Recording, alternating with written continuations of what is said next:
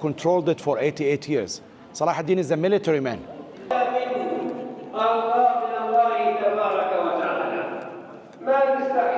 You will see the stone bench, the shallow basin, and then on top of it the dome that was added later on.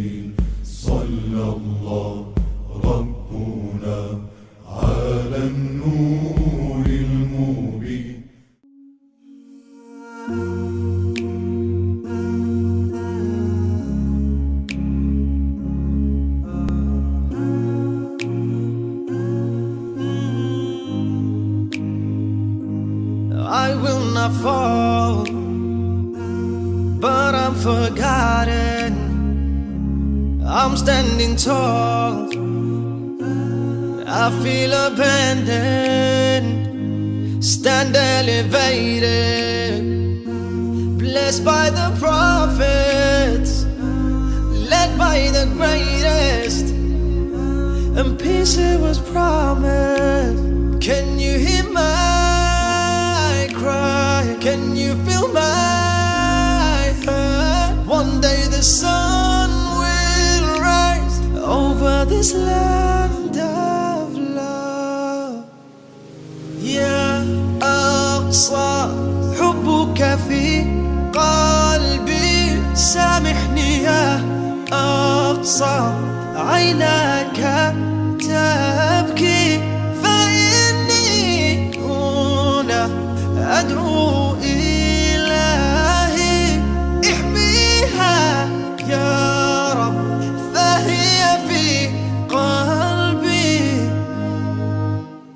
It is the first Qibla in Islam, Al-Aqsa and peace goes hand in hand. This is a home, it is alright. Yes, Allah knows it's all Palestine. Can you hear my cry? Can you feel my hurt? One day the sun will rise over this land of love.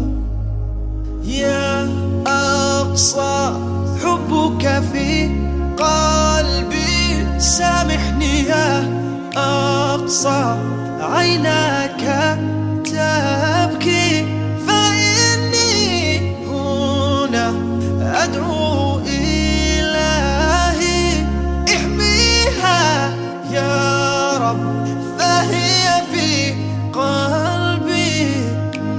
يا أقصى حبك في قلبي سامحني أقصى عيناك تبكي فإني هنا أدعو إلهي احميها يا رب فهي في قلبي. Arrives and frees the Masjid and Jerusalem and the Holy Land from the Crusaders after they have controlled it for 88 years. Salahuddin is a military man. So the very first thing that he thinks strategically, I have to fortify the Masjid. The Masjid is the main thing. Once you have your Masjid, once you put your hands on the Masjid, your enemy is defeated. So Salahuddin actually knows that the Crusaders will be trying to conquer the Masjid again to gain what they have lost. So the very first thing that he does is to fortify the Masjid in every possible way. Now it happens that this southern wall is the wall of the Masjid and the city at the same time. I will show you the map again that I have. So once you are outside, you see the natural light over here. Once you are outside this wall, you are not only outside the Masjid, you are outside the city as well. The old city that's surrounded with the wall. The wall is protection. So Salahuddin decides just to go ahead and block all those entrances to fortify the Masjid itself. That means that anybody who wishes, who wants to come to the Masjid, will have to come to the Masjid through the alleys and markets that we walked in. That means that anybody who comes into the Masjid with bad intention will have to face residents of the old city before they get to the Masjid itself. That was his mean of defense. Okay? Yeah. Thank you. No problem. 40 minutes before Jum'ah. We have 45 minutes before Jum'ah. I'm sure that many of you would want to go to refresh, to do wudu, go to the toilets and so on. Toilets are at least 15 minutes, 10 minutes walk from here, okay? So if you want, we can either break now, go to the toilet, I can take you there, we can do wudu, we can come back, mark a meeting point, and then immediately after Jum'ah we can resume. We have the Dome of the Rock to cover, and we do have the Marwani Masjid to cover, okay? At least 2 main stations before lunch. If you are fine, we can do Marwani Masjid now, and then that will give you like 5 to 7 minutes for wudu and so on. So it's up to you. Second option. Go to Marwani? Yeah. Okay, then we have to move a bit faster.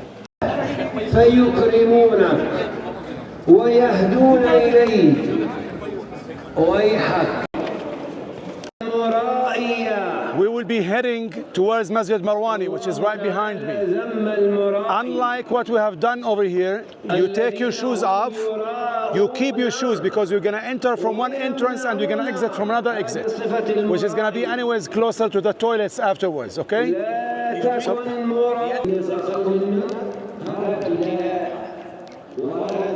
Another water well. This is another water well. I mentioned that we have plenty of them. You have another one over there where the crows are, and the third one over there. Plenty of them all over the place.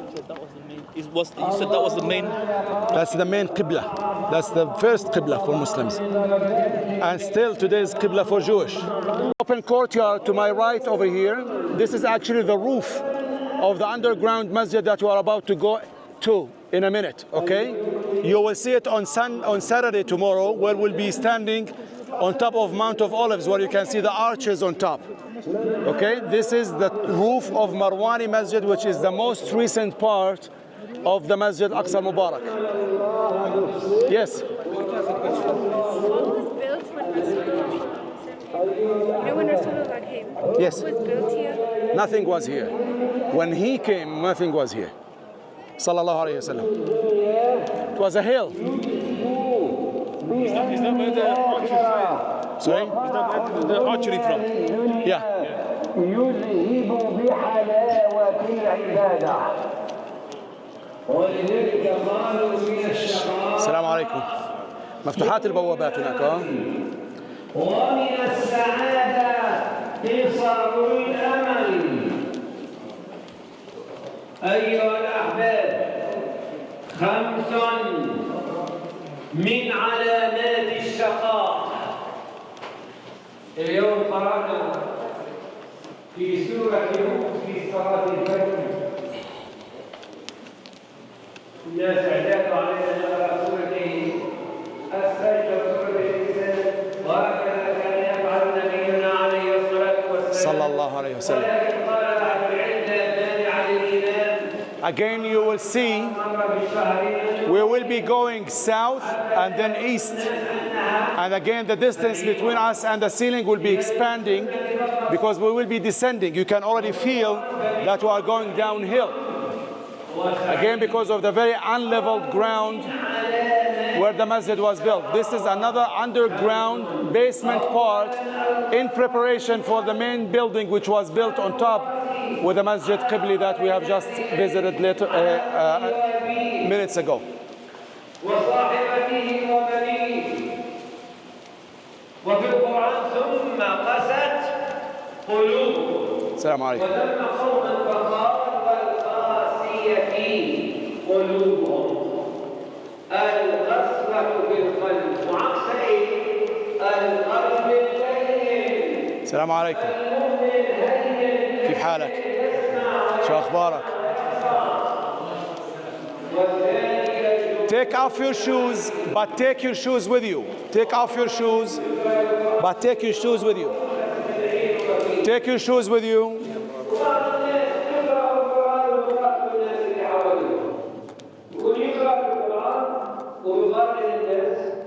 السلام عليكم. إنما المؤمنون الذين إذا ذكر الله من بكبر الآية وجلت قلوبهم. وجلت خافت ارتعشت والثاني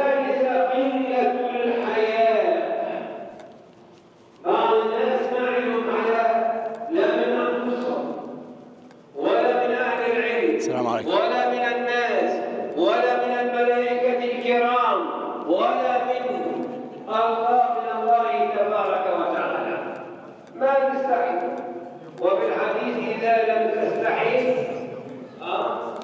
كمل الحديث فاصنع نفسك الحياء من الإيمان أيها الأحباب القسوة في القلب وجمود العين وقلة الحياء والرغبة في الدنيا هذه الرابعة والخامسة طول الأمل هذه كلها من علامات السلام عليكم. الشقاوة خاصتان تقسيان القلب أولا كثرة الكلام في ناس بيحبوا الكلام كتير صحيح وملال مسوية رولات كبير كتر مضمره وبحكي وفلان وعلان Just trying to see which would be the best place to talk about. وعين ضرب عليه Okay, let's do it over here. Let's do it over here. Brothers and sisters, you can have a seat. You can have a seat. We will be spending at least 10 minutes in this place. Take your seats, please. You can sit on the ground.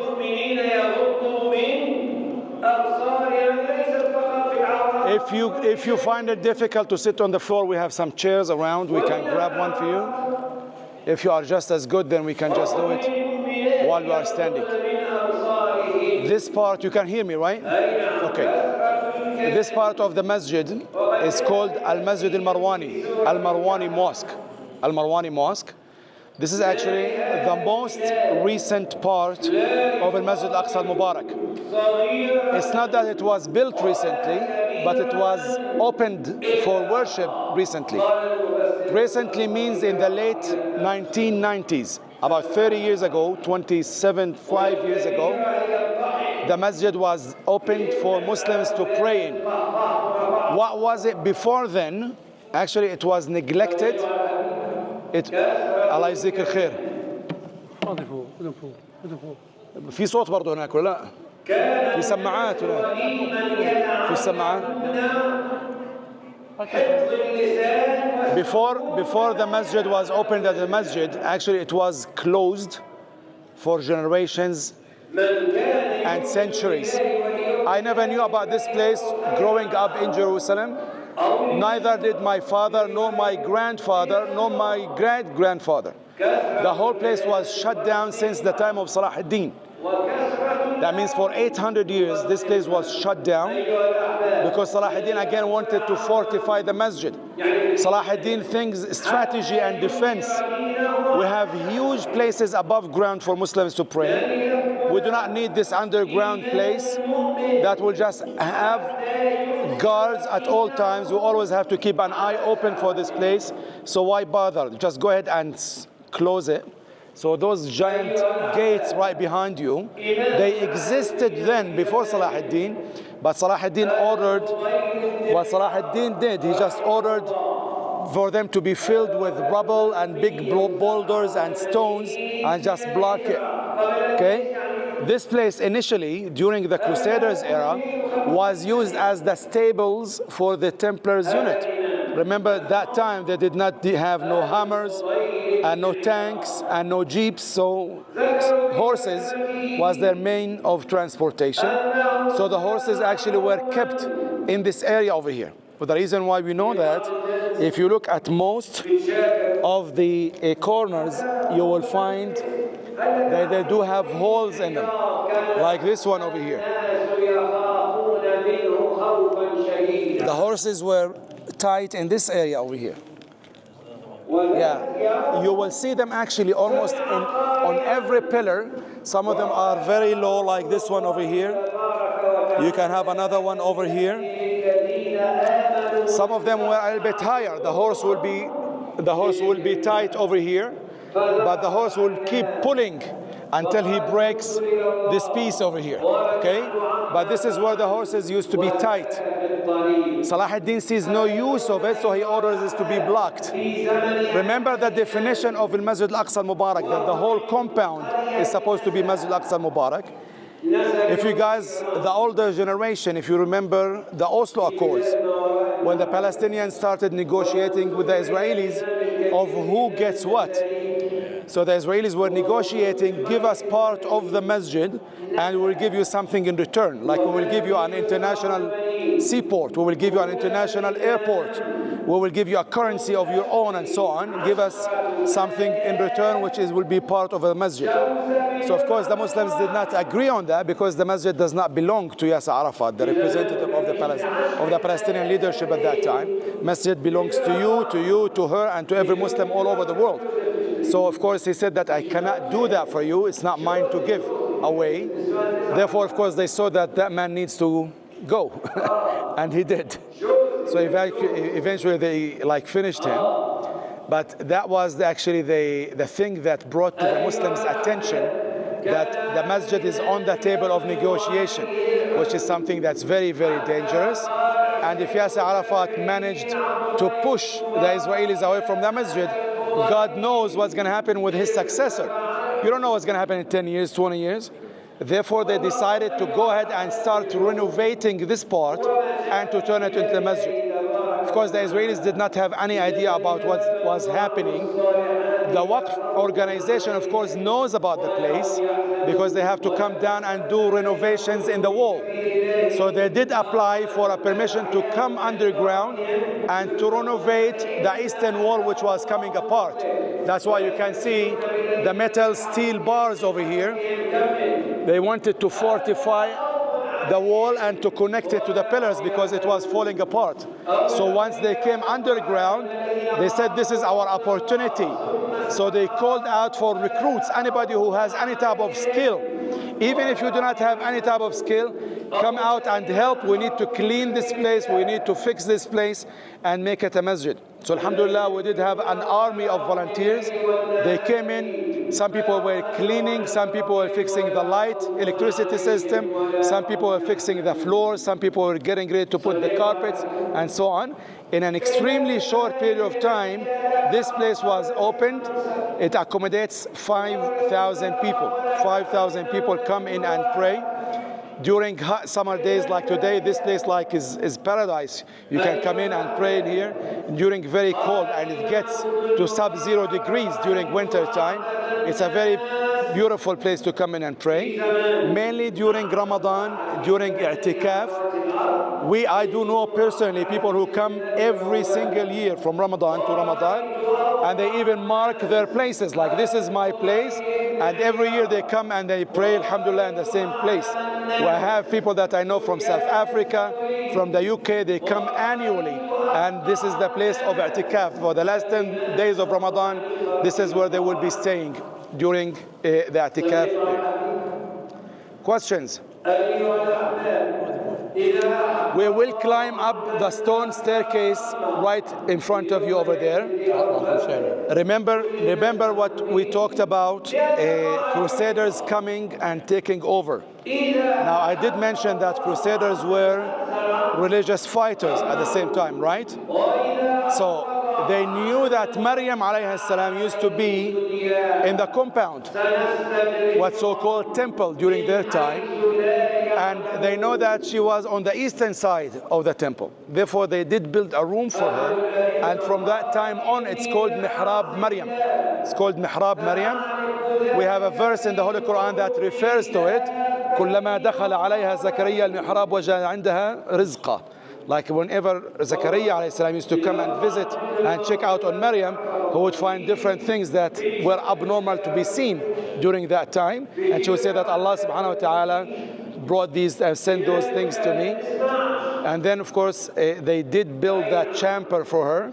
Muslims said, okay, well, we do not have any problem with Maryam. We believe in Maryam. If this was a temple, then this is the place where she used to stay.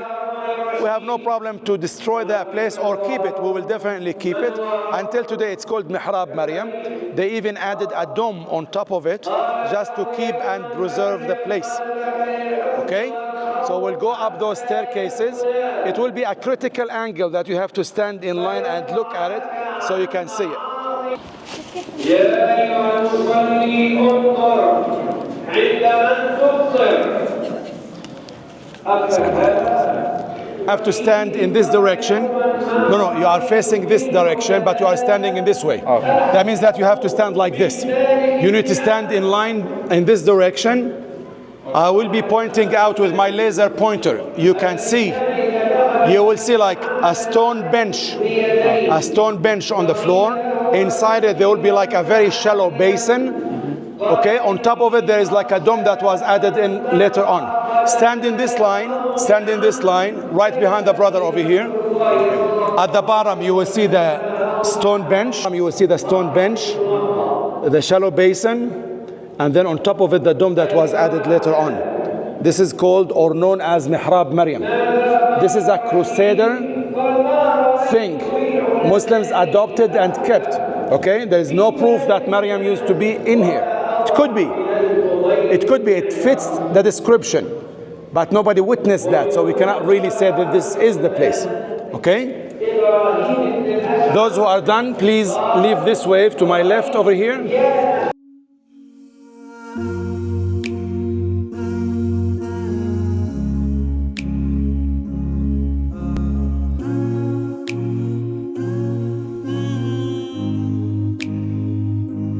I will not fall, but I'm forgotten.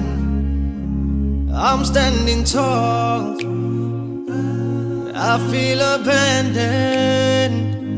Stand elevated, blessed by the prophets, led by the greatest.